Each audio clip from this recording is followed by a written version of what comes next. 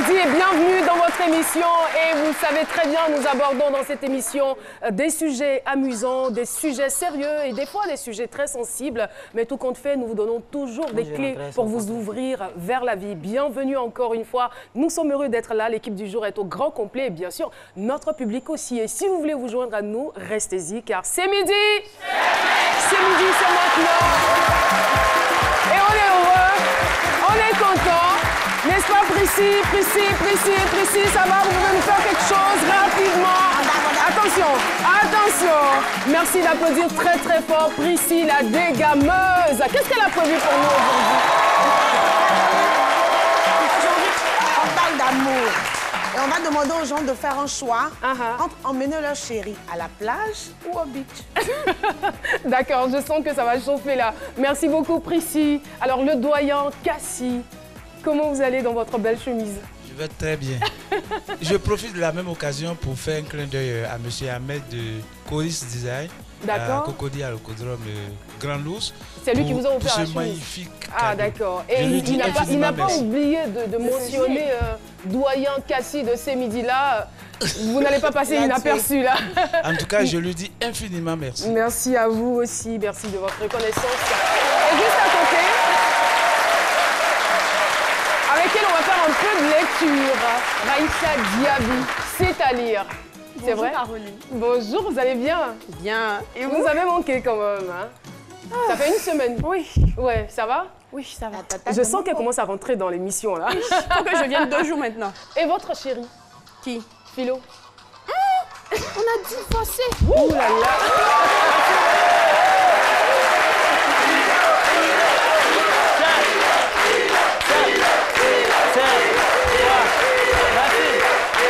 C'est bon.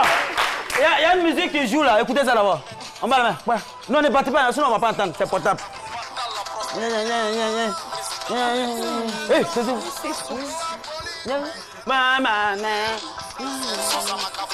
Bon, je pense que nous, on va continuer notre émission. Hein. Franchement, à cette allure-là. Merci les mamans. Docteur Philo. C'est mon son, c'est moi qui ai chanté ça. C'est la nouvelle version de mon concept, le Samagapou. Mais comme... La danse de la laideur. La danse de la laideur, la danse des vilaines personnes. Et donc, oui, mais il faut aimer les vilaines personnes quand même. Mais comme le son, on voit aussi les moteurs de recherche, on ne retrouve pas le son. Moi-même, j'ai enregistré dans mon téléphone pour vous faire... Il n'y a pas de honte à cela. On ne trouve pas. Moi-même, j'ai mis dans mon portable. Vrai ou faux? Alors, je vous aime, puis c'est bon. Merci, maman. Merci. Il n'y a pas de honte. Si Blanc n'a pas merci pour nous, on a pas merci pour nous. Voilà. Voilà, merci beaucoup, Docteur Philo. Eh merci. bien, aujourd'hui, nous allons parler d'une maladie, on va dire une maladie ancestrale dont les victimes sont, je dirais, sujettes à beaucoup de mépris, beaucoup de rejet de la part de la société. On va s'intéresser plus ou moins à leurs enfants, d'où le thème « Je suis devenu un combattant pour le bien-être des enfants des parents lépreux ». Merci beaucoup. On va donc retrouver dans quelques petits instants notre invité témoin du jour. Rassurez-vous, c'est monsieur Alain Ducasse, ou si vous le voulez, Alain Kwasi Ducasse. Son portrait, tout de suite et maintenant. Né le 3 janvier 1954 à Morzine, en France, Alain Ducasse, dit Kwasi, a reçu de ses parents le goût du travail et la capacité de réussir malgré les obstacles. Notre invité est un diplômé de l'École polytechnique de Paris. Il est également doté d'un master en développement durable à l'Université Paris 7 et d'un master en droit canonique à l'Université de Strasbourg. Ingénieur général des mines et télécoms, il est aussi le co-auteur du rapport La sobriété numérique et le président de la Semaine euro-africaine de la médiation et du changement. En 2014, il a été fait chevalier de l'Ordre du Mérite de France. Alain réussit de brillantes études, mais avec un handicap relationnel. Ce handicap lui fait rechercher une certaine sagesse en Afrique, où la relation est au cœur de la vie sociale. Il vient sur le plateau de ces midis pour nous expliquer son combat en faveur des enfants des lépreux de Côte d'Ivoire. Merci beaucoup. Nous allons donc recevoir notre invité témoin, monsieur Alain Kwasi Ducasse. Merci donc de nous réserver un bel accueil.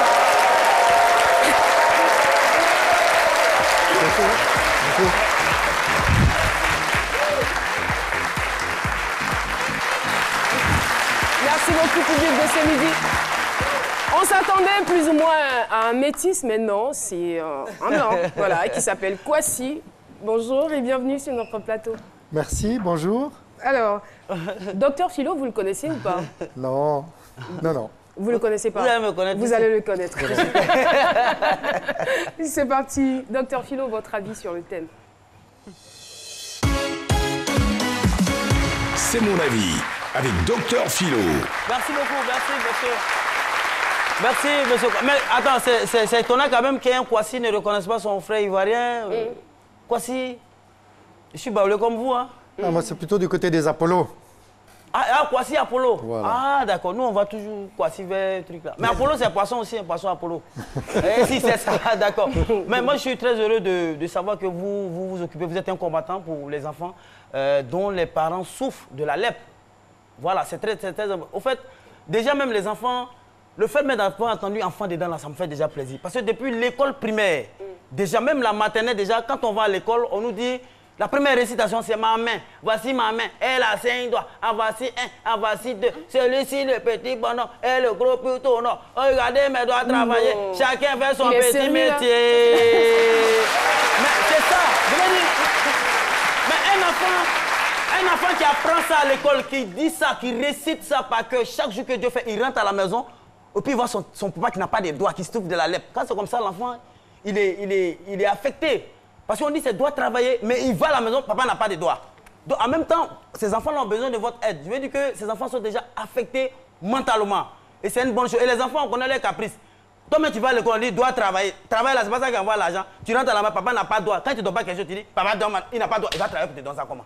Donc les enfants, ils sont comme ça. Et quand vous vous occupez d'un enfant, ça fait plaisir. Mais je suis quand même peiné de voir un peu le fait que les différentes, à l'époque, les léproseries, les journées de lutte contre la lèpre, généralement, ça ne passait pas à chose inaperçue. Moi, je suis étonné que c'était même du 25 au 27 janvier dernier. Je suis étonné aujourd'hui. Parce qu'il n'y a plus d'engouement autour de la chose. Je suis désolé, mais il n'y a plus d'engouement. Avant, quand il y avait journée de léproserie, il y avait des défilés. On faisait des défilés de notre quartier jusqu'à là-bas. Tricot, tous les dons, on donne ça aux lépreux. Parce que quand les enfants... De son quartier jusqu'à là-bas. Oui, depuis jusqu'à là-bas même. Et puis on fait des dons aux lépreux. Parce que quand les enfants sont, quand les parents lépreux, les malades sont cantonnés dans ce camp-là, ils sont traités, donc c'est pas trop contagieux. Même aujourd'hui, la lèpre est une maladie bizarre. Même aujourd'hui, la lèpre même là, les scientifiques même ne savent même pas, c'est-à-dire l'origine même de la contamination. Mais nous, les philosophes, nous avons trouvé, nous disons que la lèpre est une maladie odonto-disparate doigtale. Ça veut dire quoi? C'est les doigts, c'est les doigts, voilà. C'est les doigts qui disparaissent. Voilà, c'est les doigts qui disparaissent. Et c'est pourquoi on appelle la lèpre la maladie de la honte. On dit à Côte d'Ivoire, il y a à peu près 1000 personnes qui sont déclarées. Mais, et ceux qui ne sont pas déclarés, ceux qui sont encore plus nombreux. Donc, n'ayez pas honte, allez déclarer cette maladie parce que ça se guérit, ça se traite. Ça se traite. Les enfants qui vont beaucoup là, ça se traite. Et il n'y a pas de honte à cela. Vous, les filles, jeunes filles, je vous dis aujourd'hui, les présidents mettent la main dans la poche. Les jeunes qui vont vous draguer, puis ils ont la main dans la poche là. Pour n'y n'a qu'à lever, tu as regardé. C'est toi là que tu veux voir. Et nous allons aider. Donc nous allons aider, pour toi mes propos, nous allons aider M. Kwasi à aller au chômage. Il faut qu'il parte au chômage. Parce que tant que lui il travaille là, qu'il s'occupe des enfants, des parents qui souffrent de la lèpre là, c'est que lui il travaille, c'est que la lèpre existe. Donc il faut éradiquer la lèpre. Donc il faut l'envoyer au chômage très vite. Donc quand il dit Kwasi, vous criez chômage. Kwasi, Kwasi, il n'a qu'à aller au chômage. Éradiquer la lèpre. Merci beaucoup, Docteur Philo. Et c'est pas terme la séance que nous allons retrouver tout de suite pour le micro-trottoir. Quel regard portez-vous sur les enfants des personnes atteintes de la lèpre?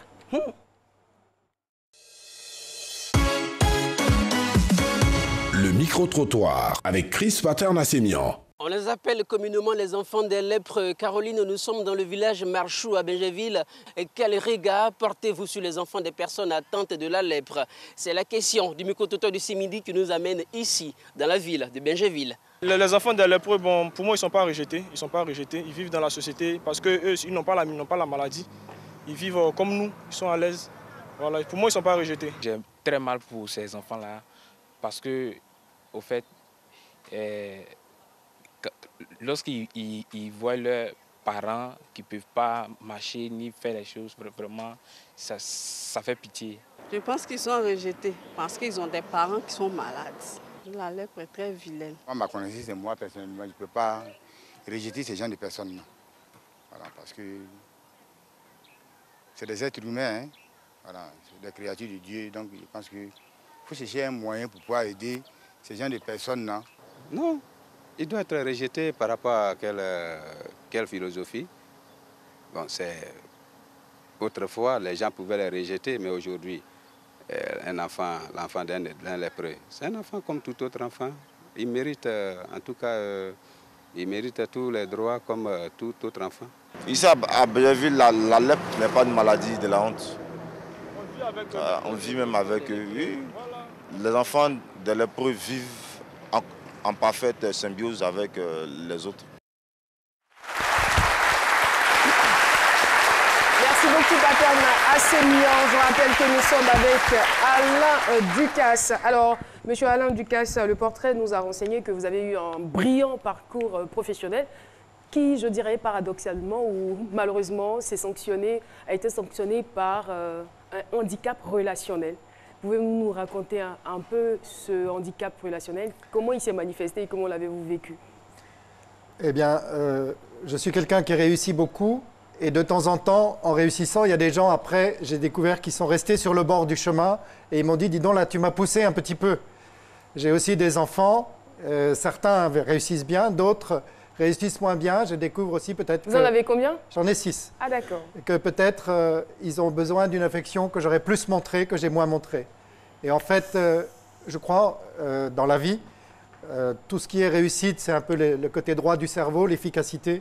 Mais à long terme, c'est la relation qui compte. Et ça, en Afrique, je viens apprendre beaucoup. Et c'est quelque chose qui vous a manqué, en fait. C'est vrai. Vous étiez tellement concentré sur les études, sur votre carrière, que le côté relationnel a été un tout petit peu négligé. Exactement. Mais pourquoi avoir choisi l'Afrique pour la quête de cette sagesse, je dirais?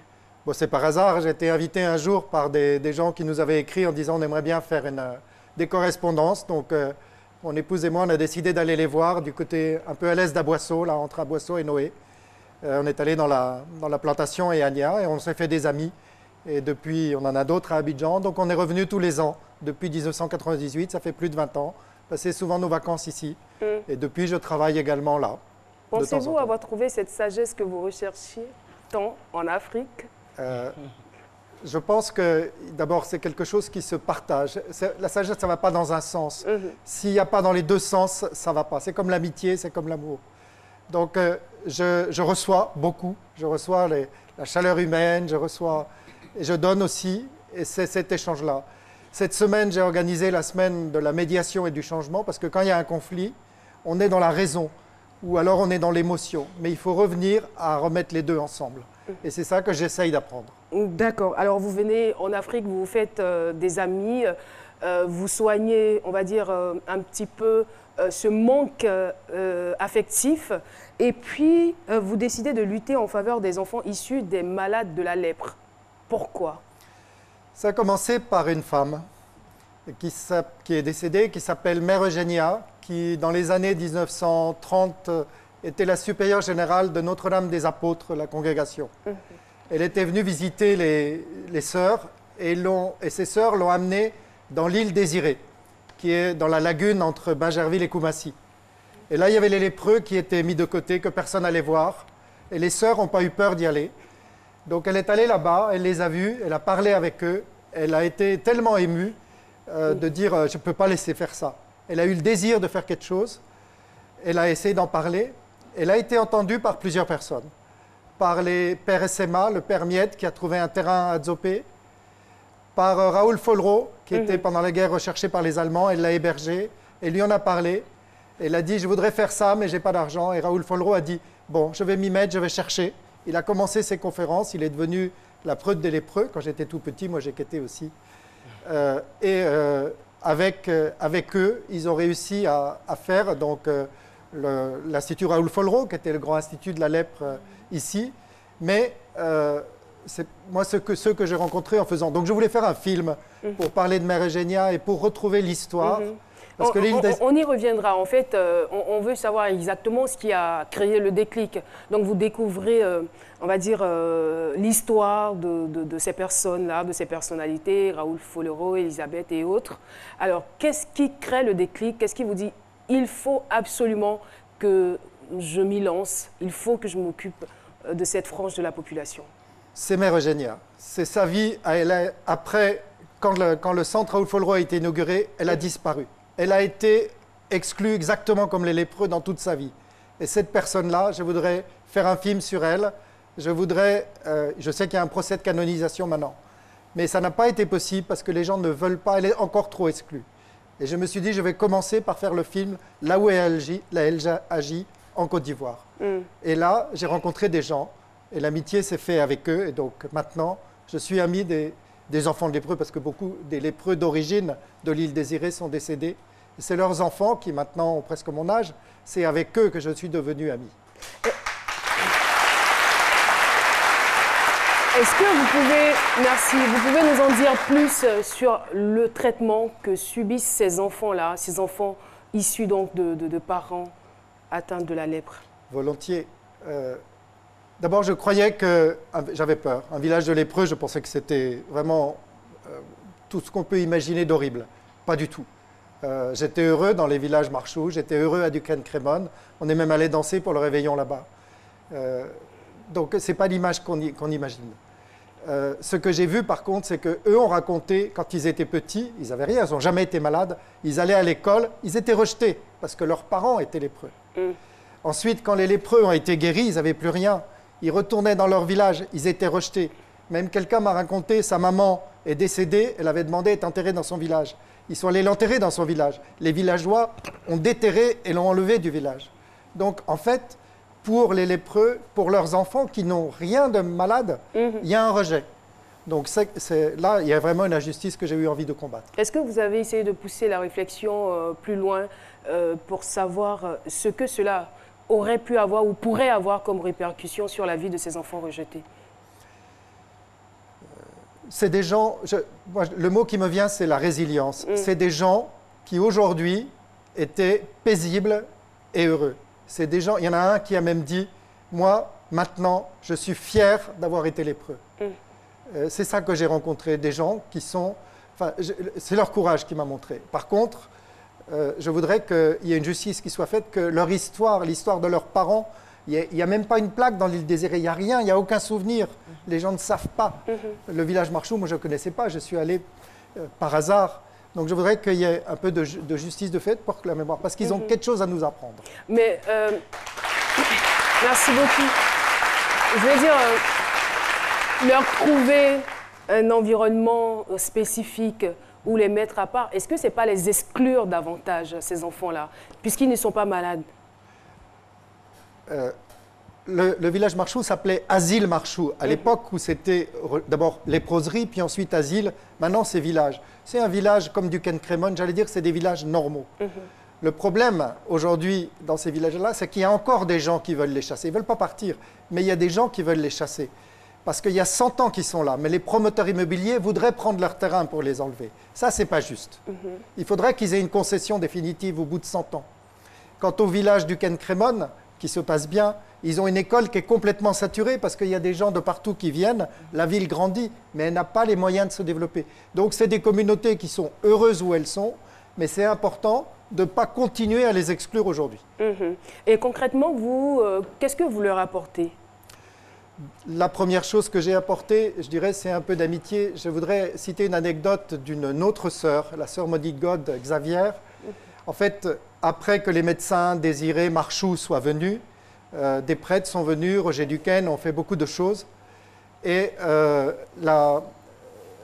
donc tout le monde est parti. Et cette sœur est venue et les gens du village m'ont dit, c'est elle qui nous a aidés à nous en sortir. Parce qu'en fait, pour vivre, ils essayaient de vendre du manioc. Mais les gens disaient, comme c'est manioc des lépreux, on n'achète pas. Cette sœur est venue à partager avec eux. Elle leur a appris à faire du raffia et ils vendaient des choses belles dans d'autres endroits. Donc ils ont réussi à vivre. Et cette femme, par exemple, c'est un exemple de ce qu'on peut faire. Elle l'a fait en étant leur amie. Voilà. D'accord, allez-y. Moi, je veux savoir, comment vous aidez précisément ces enfants-là? Là, aujourd'hui, je les aide en faisant un film sur leurs parents et sur eux-mêmes. Et je les aide politiquement pour essayer de faire en sorte qu'ils puissent avoir cette concession. Ou bien, je travaille aussi pour que d'autres ne vivent pas comme eux. Parce qu'aujourd'hui, malheureusement, si vous regardez les statistiques de l'OMS, la Côte d'Ivoire a encore un peu de lèpre, il y a 1000 cas par an. Mais c'est relativement facile de l'enlever.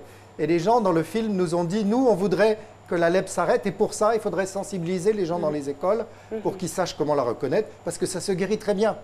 Donc là, je me bats aussi auprès du ministre de la Santé, du ministre de l'Éducation nationale, pour qu'il y ait un film pour que la lèpre s'arrête. Mais justement, essayez de nous parler un tout petit peu du contenu de ce film-là. Donc ce film, au début, c'était le réalisateur, donc Alphonse Casti, un réalisateur de cinéma ivoirien, a voulu mettre sur les traces, et l'appeler comme ça, pour dire on va raconter l'histoire des gens.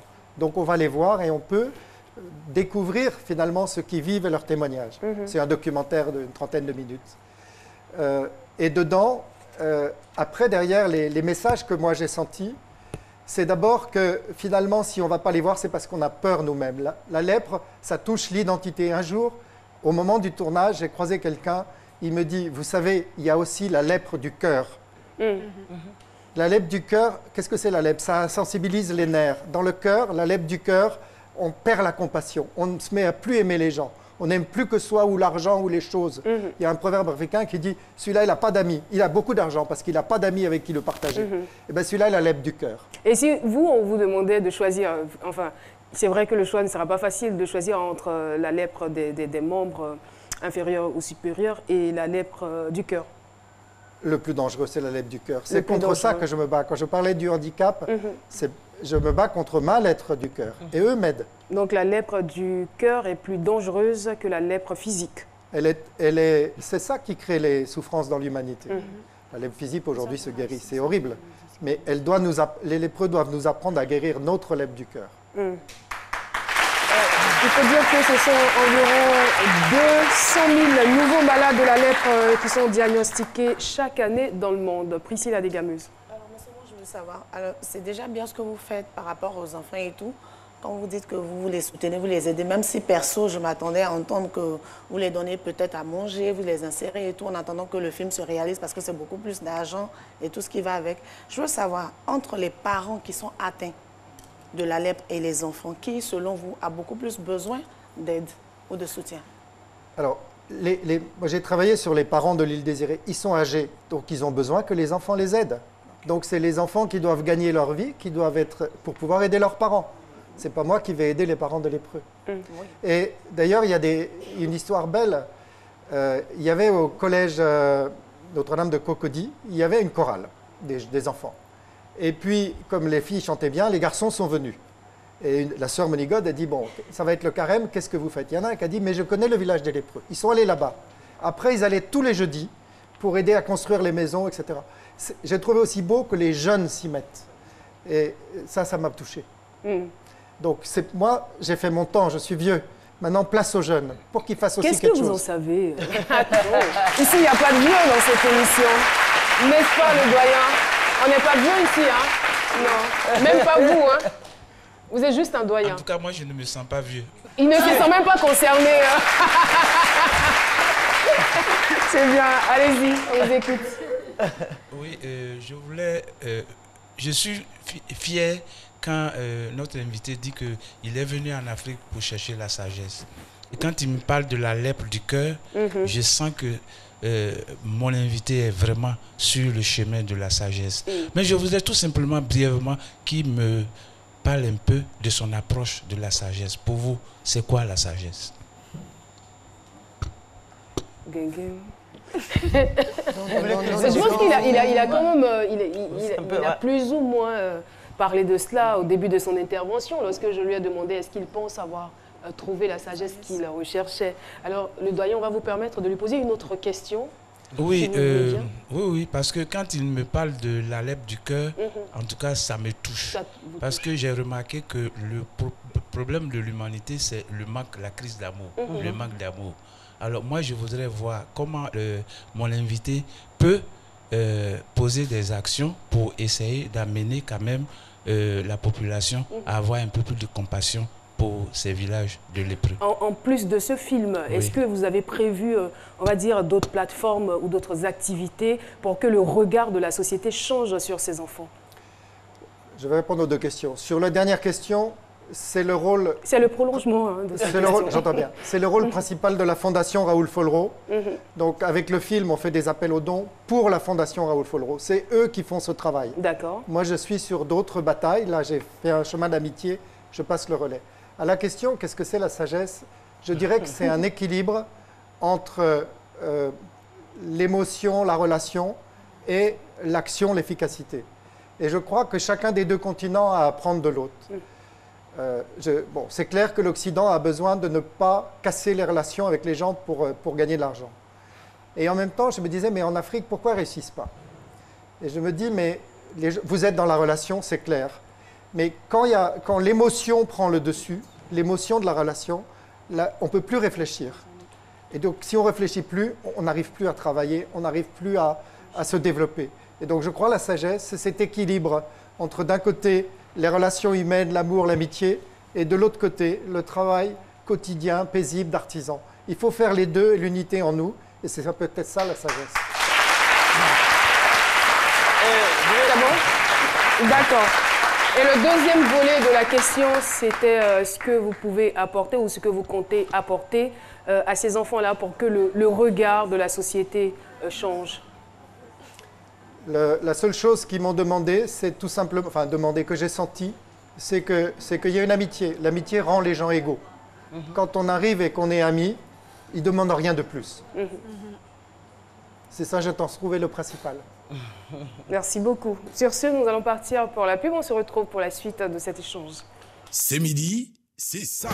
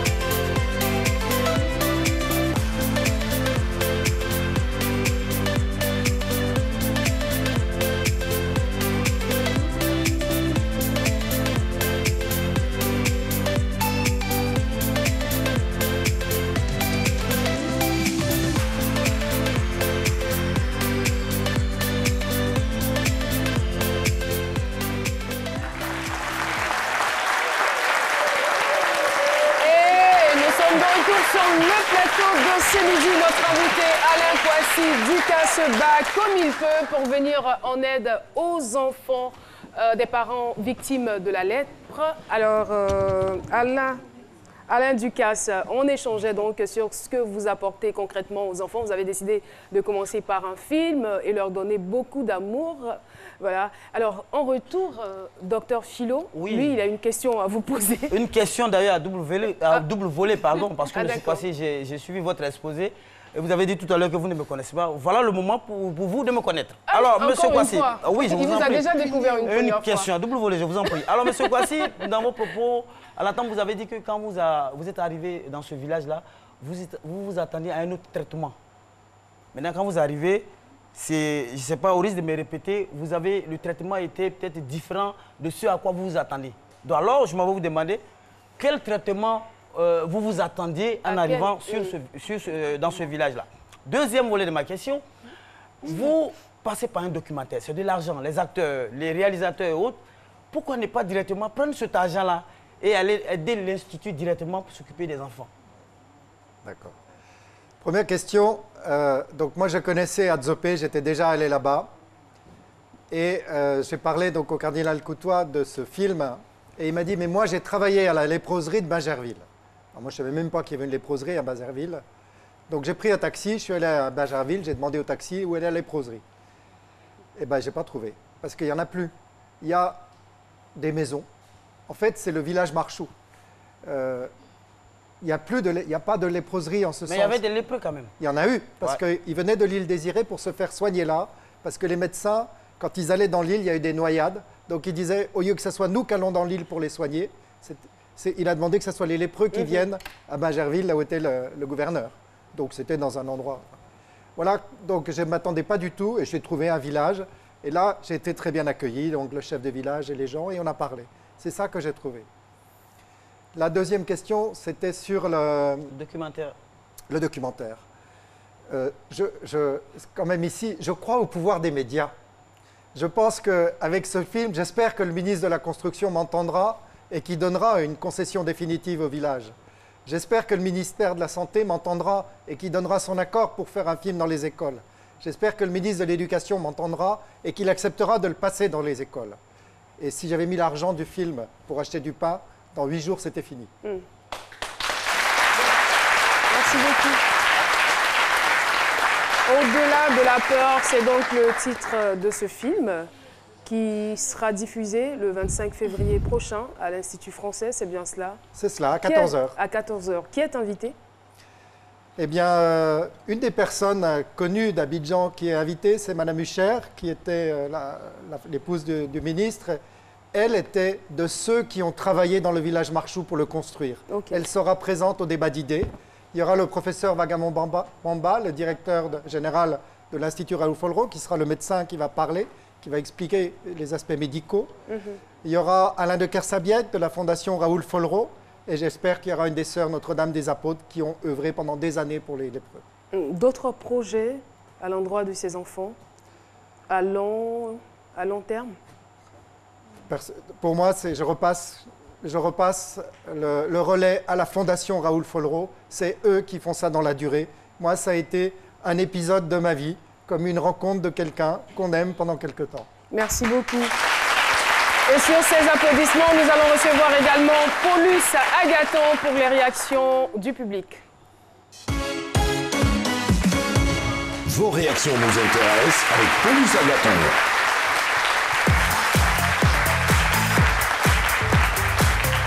Paulus! Oui, bonjour Caroline. Bonjour Paulus. Bonjour à toutes, bonjour à tous. On se rend directement sur la page Facebook de C'est Midi. Et là, on a le message de Vera Kouachi qui dit « Monsieur Ducasse, est-ce que vous avez déjà eu l'occasion de côtoyer des lépreux et comment s'est faite la première approche ?» J'en ai vu de loin, qui étaient malades. Je n'ai pas trop eu envie de m'approcher. J'en ai vu de près, qui étaient des lépreux guéris et j'ai parlé comme on parle là. D'accord. À cette distance, est-ce que vous pensez que le combat est véritablement un combat dans lequel vous êtes engagé à fond? Je ne suis pas médecin, je ne suis pas infirmier, ce n'est pas mon charisme. Je me bats pour le développement économique, pour que des gens aient du travail. Et donc j'ai trouvé dans cette affaire des lépreux que d'autres gens se sont battus pour que les enfants puissent avoir un endroit pour vivre et du travail. Ça, c'est plus mon charisme, donc je suis plus de ce côté-là, parce que c'est mon histoire. D'accord. D'accord. Guéla Flan Hachim, il dit le village Marchou a été évoqué plusieurs fois, mais est-ce que vous avez eu l'occasion de faire un tour dans les léproseries des autres localités, notamment celle de Daloa, par exemple? Non, la première où je suis allé, c'est Adzopé. En fait, quand on parle d'Adzopé, c'est 3 lieux. Parce que le premier endroit où les lépreux de l'île Désirée sont allés, c'est à 4 km d'Adzopé, où les sœurs le Père Miette et les sœurs Notre-Dame des Apôtres et les Frères NDA ont créé quelques maisons pour les accueillir. Et puis la ville a grandi et les gens ont eu peur, ils les ont demandé de partir plus loin. Et c'est comme ça, avec les chefs traditionnels qui ont eu un rôle important, ils ont donné une terre qui est l'Institut Raoul Follereau. Donc là, je suis allé plusieurs fois. Et puis, il y a encore des lépreux qui sont soignés. Le problème, c'est qu'ils viennent quand ils sont très atteints. Et le professeur disait, mais il faudrait qu'on les ait bien plus avant. En très peu de temps, on peut guérir. Mais si on attend trop longtemps, ça devient grave. Donc, ils sont là. Mais après, tous ceux qui ont eu la lèpre ne peuvent plus retourner dans leur village. Et donc, ça fait un deuxième village, comme là, je le connais bien, Duquesne Crémone, qui est né avec l'histoire de 2 amis. Premier ami, ils se sont connus à l'armée. Ils étaient à l'armée ensemble, un Français, un Italien. Ils ont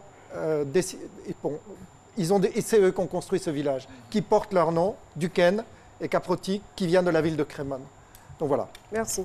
D'accord. Alors je termine avec Momo Choco Konaté. Il dit merci Monsieur Kouassi pour ce combat. Un combat, quelle que soit sa forme, mérite d'être salué et on ne peut que vous encourager. Beaucoup de courage. Merci beaucoup. À demain Caroline. À demain Paulus, avec le même plaisir. Merci beaucoup. Le doyen, on va terminer avec vous. D'accord. Moi, c'est pour voir un peu le côté anecdote. La lèpre est une vilaine maladie qui a été longtemps redoutée à cause des handicaps irréversibles qu'elle occasionne. Et chez nous, les Baoulés, il y a plusieurs proverbes qui lui font allusion. Je retiens par exemple 3, j'en ai retenu 3. Il y a un proverbe qui dit que la lèpre ne se guérit pas. Coco lare. Mais le Baoulé ne dit pas ça pour signifier qu'on ne peut pas guérir la lèpre. Le Baoulé dit ça pour signifier qu'une fois que la lèpre a fini de vous manger les doigts, ces doigts ne pourront plus repousser. C'est irréversible, c'est fini. Et c'est un proverbe qui se dit devant les cas désespérés, les cas irréversibles. Le deuxième proverbe dit l'amour à la manière de la lèpre. La lèpre est collée au lépreux comme par amour. Et elle ne veut pas le laisser. Mais cet amour-là ne profite pas au lépreux. Au contraire, ça lui fait du mal. Et des fois, les gens sont aimés. Et l'être qui prétend les aimer est collé à eux et les font souffrir. Et ça, c'est aimer à la manière de la lèpre. Maintenant, le dernier proverbe, c'est... Coco et loi. Non, non, non. D'accord. On dit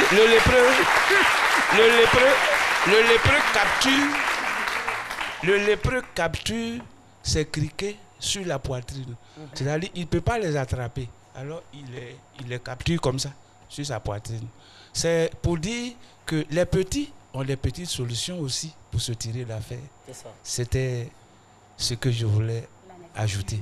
Merci beaucoup, le doyen Kassi. Merci infiniment.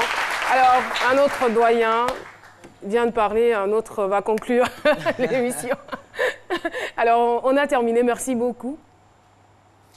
Il faut dire un mot. Je vais citer un proverbe. Un autre proverbe. N'est-ce pas? Non, il vient plutôt du Bénin.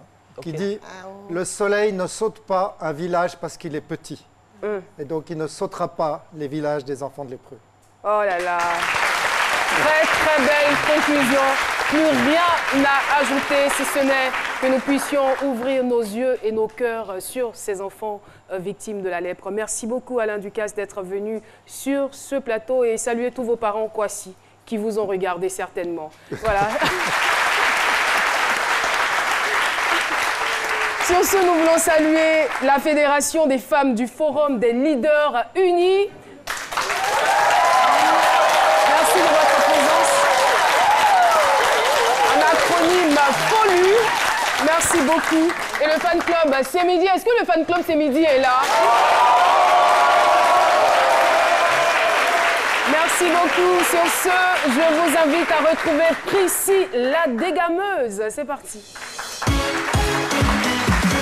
C'est Prissy la dégameuse, avec Prissy la dégameuse. Alors aujourd'hui, comme je le disais à l'entame, Caroline, on a les gars et les go les plus romantiques de la planète. La question c'est, si vous avez le choix, c'est-à-dire vous voulez faire plaisir à votre chéri ou à votre mari et tout, vous avez le choix entre l'emmener à la plage ou l'emmener au beach. Vous choisissez. On regarde les réponses. Ton chéri veut te faire une surprise. Tu as le choix entre partir à la plage ou aller au beach.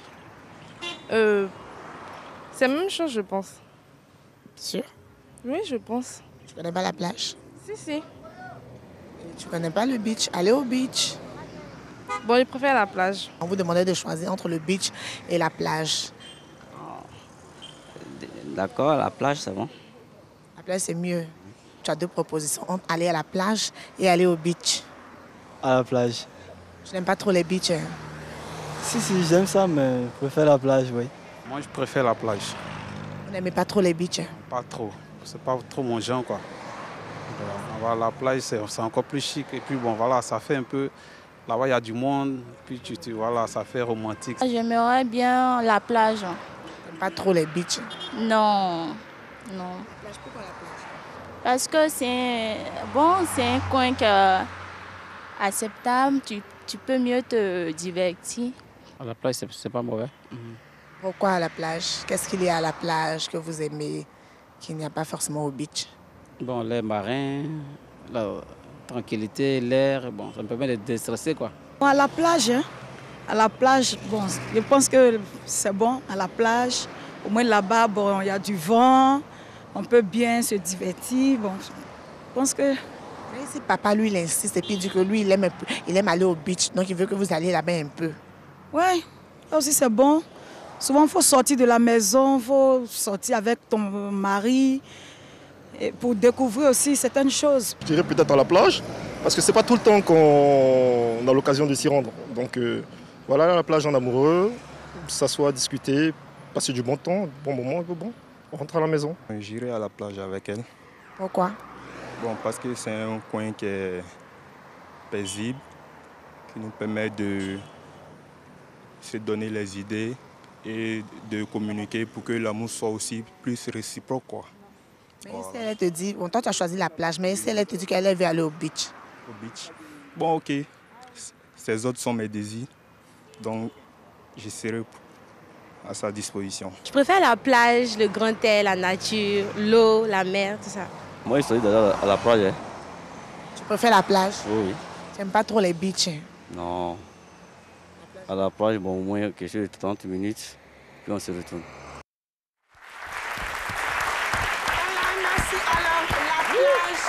La plage, le beach ou les beaches, si vous voulez, c'est pareil. Donc, beach, c'est le mot, c'est la plage. Maman, tu as dit, ah, quand elle te posait la question tout de suite, là, on va dire que tu as répondu. Donc, c'est pareil, c'est la définition en anglais. Donc, en anglais, on dit beach, en français, on dit plage. Merci et à mercredi prochain. Alors, docteur Philo, je voulais vous poser la question. Si vous allez au beach ou à la plage. Si vous devez faire un choix entre les deux. Non, c'est pareil quand même. C'est pareil. Beach, c'est en anglais, c'est tout. Quand il parlait, mais je n'écoutais pas même. Donc, c'est ce qui est bien. Merci beaucoup. Alors, juste avant de recevoir Raïssa Diaby pour sa chronique, nous allons accueillir sur ce plateau un artiste ivoirien. Il est musicien, il réside en France, Zeus Tabli. Merci de l'applaudir très très fort. 3 albums à son actif.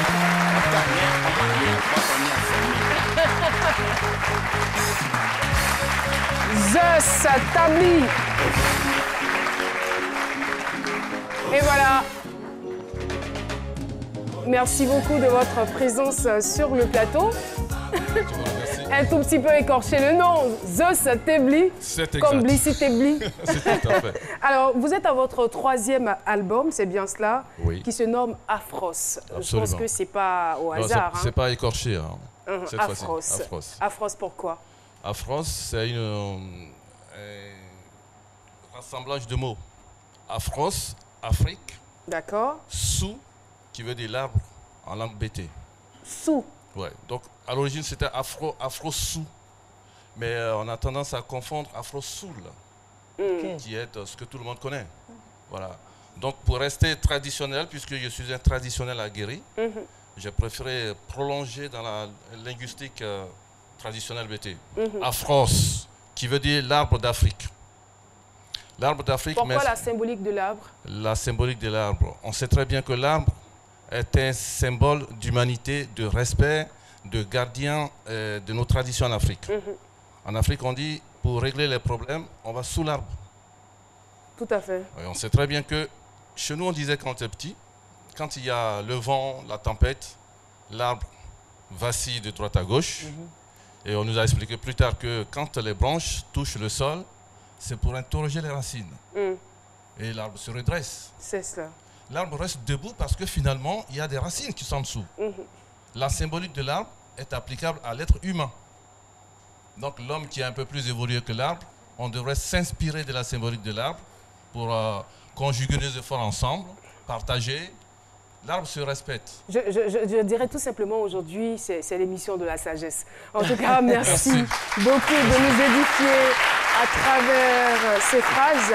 Alors, 3e album, il faut dire que vous avez été le batteur du célèbre Taboulé Rochereau. Oui. En tout cas, merci d'être passé sur notre plateau et c'est avec plaisir que nous allons déguster Afros, 3e album. C'est moi qui vous remercie et j'en suis vraiment flatté. Merci infiniment. Merci beaucoup et bon vent pour la suite. Sur ce, un peu de lecture juste après la pub. Tous ceux qui ont profité, ils se sont abonnés. Toi aussi tu peux essayer, vraiment tu auras tout gagné, Joe. Le bonheur que tu cherches là, ça dépend de toi. Le bonus que tu cherches là, ça dépend de toi. L'internet que tu cherches là, ça dépend de toi. Tout ce que tu cherches là, ça dépend de toi. Ça est dans ta main. En 2019, le choix vous appartient. Rejoignez le réseau Move et profitez. C'est à lire avec Raïssa Diaby. Merci, fanatiques de littérature. Aujourd'hui, je vous présente la deuxième édition de l'œuvre de la jeune talentueuse Olivia Koudou, qui s'intitule « Les lames du retour et autres récits ». Il faut savoir que « Les lames du retour et autres récits » est un récit de 5. Il y en a 5 dedans, 5 récits, qui chacun traite d'un thème particulier. Et moi, je me suis attardée sur le récit numéro 2, qui s'intitule aussi « Les lames du Nord et tout ». Là-dedans, elle explique dans une lettre comment elle a vécu le décès de son père et quel impact cet événement-là a eu sur sa vie. Alors, il faut savoir que Les lames du Nord et tout est de 77 pages, disponible dans toutes les librairies de France au prix de 2000 francs. Je vous invite. C'est la deuxième édition. Oui, hein? la deuxième édition. Il y en a une première.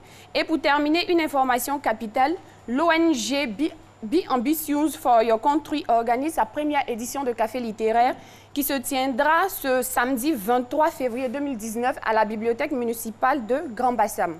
Et cette première édition a pour thème jeunesse et littérature, avec 4 grands objectifs qui sont faire la promotion de la littérature, ramener les jeunes sur le chemin des bibliothèques, faire du café littéraire un rendez-vous incontournable pour la jeunesse et faire de la jeunesse les ambassadeurs du livre. C'est tout pour aujourd'hui. On se retrouve mercredi prochain. D'ici là, portez-vous bien. Merci beaucoup, Raïssa Diaby.